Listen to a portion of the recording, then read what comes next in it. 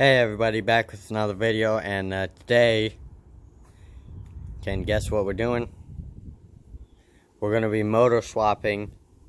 We're going to be taking this motor out, 17.5 horse OHV Briggs, and we're going to be swapping it with, I believe this is a 16.5 horse Briggs, which does stink that it's, a little bit less power. But, are we really going to feel one horsepower? Probably not. So, this is the motor that came off the semi-famous red lawnmower with the really tall snorkel on it. I might be able to put up a picture of that right now, but okay, so this video, I don't know if I will. So, this has a bad rod knock. I don't know if I'll be able to turn it on and show you. It runs fine, but it's just got a bad rod knock. And it doesn't run underwater.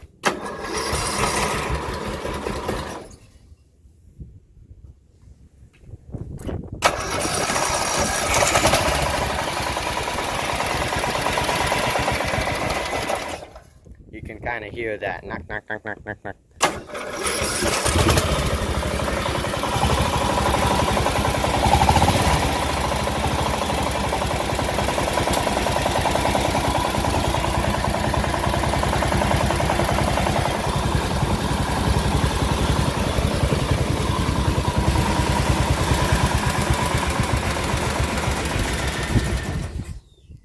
Okay, well, I couldn't shut it off.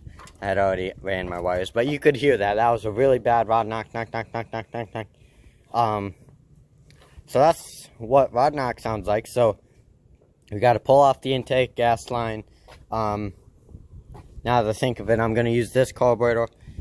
One, because it's coming from a little bit more horsepower, and second of all, the most important reason, and really the only reason, this carburetor is shot. I could rebuild it or, clean it up, but this is the biggest reason why we are swapping this out, this PCV hose. This PCV system is specifically set up for this intake, and hence the reason we are taking this apart. So for two reasons. Number one, this is unreliable. Well, scratch that. This thing is very reliable, but it has a rod knock. It's going to blow a rod. Maybe we'll put it on something else to hopefully find out what rod knock failure seems like, because I've never heard it, seen it, or seen the damage of it in person. So this PCV valve system is going away. All this is going away. Unconnect your wires. Don't forget the one that goes to your starter. We're probably going to switch this starter over to this one, because this starter has been unreliable before. Obviously the exhaust is going on, and this one actually has a spark plug boot. You guys can't really see that because of the sun, but it has a spark plug boot, unlike this that slips on there. So it's going to be an upgrade in many ways. Maybe to get back a little bit higher horsepower, we'll take the head off this and shave the head a little bit and pour and polish or something like that. I don't know, I'm really good at shaving the head because that's super simple. If you guys want to see that, let me know down in the comments. This is the fan off that motor. We're going to have to obviously put that back on. I really wish I could use this shroud, because I like the way this shroud works. I might be able to, versus this humongous plastic one over here. Not a fan of plastic. So yeah, let's get on to it. I'm sorry I'm not going to be able to get a video as I work, because I am out here by myself, but I'll slowly go through the process and process or record each thing. So start by taking off this intake. Background drums. Okay, so we got the motor out, obviously, and I spilled oil everywhere, so I had to get the valve cover thingy off, the airflow cover, whatever the heck it's called, shroud, because this, like I said, this needs to go on there, on that one, and then this pull start thing also needs to go on that one, but I'm stuck because I don't have a 24mm socket for that nut, so I took it off anyway. That's it. in all its beauty. We're going to set this one on there, and hopefully get it all wrapped up. Hopefully the snorkel will just connect right up. Throttle cable, gas lines, carburetor. Hopefully it's all just going to plug right in. Mainly worried about the wiring harness a little bit. But this is going to be upgraded in every single way except horsepower numbers. But those horsepower numbers probably are irrelevant anyway. So, let it rip, potato chip. Okay, everybody, so we pretty much got it finished up. There's a little bit of extra stuff. We need to swap a couple things over from that motor to this one, but we don't have the right tools to do that at this moment. But we've got everything hooked up. We're gonna try to start it up and see if it will run. At least for a little bit. So I got the old carburetor off that motor onto this one. So hopefully it'll start up, no issue. Let's put the gas on, put the choke on, and battery.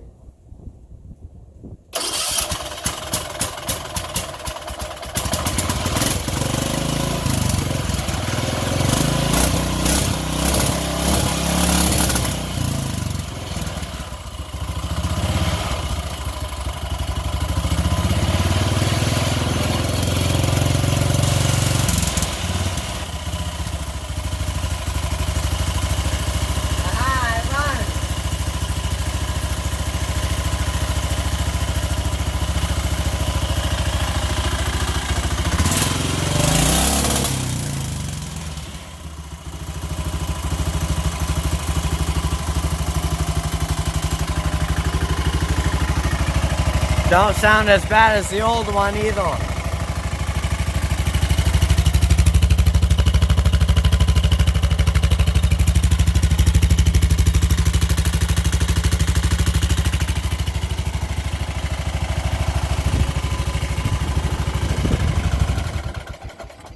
Ah, it works too. Cool. So, yeah, this should be all snorkeled up, this PCV valve. And everything you can see in there is working correctly, and it is up here connected in there. The throttle linkage worked correctly and everything. So I got to do a little bit of different thing to this spring. It doesn't work that well. Okay, everybody, sorry for the shutting it off real quick. That wasn't me, that was the phone. But anyway, I took it for a test drive. The phone wouldn't let me record because it was too hot. And I took it for a test drive. It drives fine. It runs fine. It's very quiet. It's quieter than the old motor because I think the exhaust flange here is much, much tighter. The things we had to do to this motor, or I had to do to get it to run, or, you know, fit with the frame. The bolts, the 4 bolts that hold the motor in, all the way around there, those were fine. Those matched up from that motor to this motor. Didn't have to drill, touch, or scrape a hole. However, the things that did happen. This motor must have a much shorter stroke or something, because this exhaust was like 2 inches further back. So all I had to do, me and my dad, we just... Oh, look, there's a bolt I was missing. All we did was we just moved the exhaust back. It used to sit here, and now it sits here about 2 inches or so. However, that does get it really close to the tire. It was close before, now it's way too close. Let's hope when I pump up this tire, it's not going to rub. Which I just normally run them flat anyway, so it's not really like matters. They go flat by themselves, so I don't really have to do anything. And that's the only modification I had to do to this thing. Again, the reason we hooked this up, because it is fit for the snorkel. It came off that red lawnmower, which ran underwater perfectly, other than the exhaust that we had put on it. And this PCV valve system is factory, and that's where it's supposed to be, so we're golden. So I just got to put the fan back on here. And this port for my pull start pulley right here. That's the old carburetor, and then it'll be done.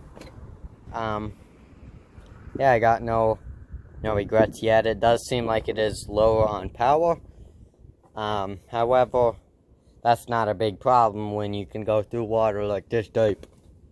So that'll be fun. We'll have to do that, obviously, when I find a deep enough mud puddle to do it in. So, yeah, thank you guys for watching. I hope you liked watching this video. I hope you guys, you know, do all the stuff. So, transmission, I've been doing lots of wheelies. Transmission, this is a MST206 clone. It's got the oil, it's a spice or oil filled that I put my locker into, and my locker is still locked, and it's been locked for what, 2 years? 1 year maybe, probably 1 year. But it's been through so much abuse. You know, the stuff that you guys seen this thing go through, and you know, you think is abuse, is nothing for me just ripping around here. I mean, the abuse of me going around this little track that we have twice is about the abuse you normally see on the videos. To kind of put it in the spectrum. So yeah, I hope you guys liked it. Nothing's really changed. The only other thing I had to do was, because of my charging coil, I have to plug this wire into there, I believe is what I have to do. Right, take this wire out. Yeah, I have to hook that in there. So yeah, all the wires hooked up from this style motor